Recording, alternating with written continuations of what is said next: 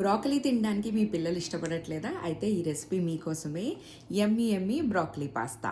మనం ఏం ఫోర్స్ చేయకుండానే గిన్నె మొత్తం ఖాళీ చేసేస్తారు. అంత బాగుంటుంది ఈ రెసిపీ. పదండి చేసేద్దాం.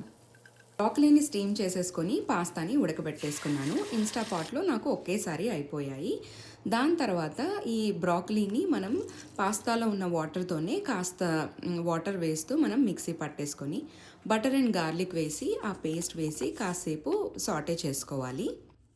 కొంచెం కుక్ అయిన తర్వాత మిల్క్ యాడ్ చేసేసి మనకు నచ్చిన స్పైసెస్ యాడ్ చేసుకోవచ్చు. నేనైతే salt, pepper, oregano, Italian seasoning and cheese add చేసి ఒక 2 మినిట్స్ అలా మగ్గిచ్చేసి మనం ఉడకబెట్టుకున్న పాస్తానే యాడ్ చేసేయడమే. యాడ్ చేసిన తర్వాత ఒక 2 మినిట్స్ మనం అవి కుక్ అవ్వనిస్తే మన యమ్మీ యమ్మీ బ్రోకలీ పాస్తా రెడీ. మీకు నచ్చిందా? అయితే డూ ట్రై అండ్ కామెంట్ చేయండి మీకు ఈ రెసిపీ ఎలా అనిపించిందో.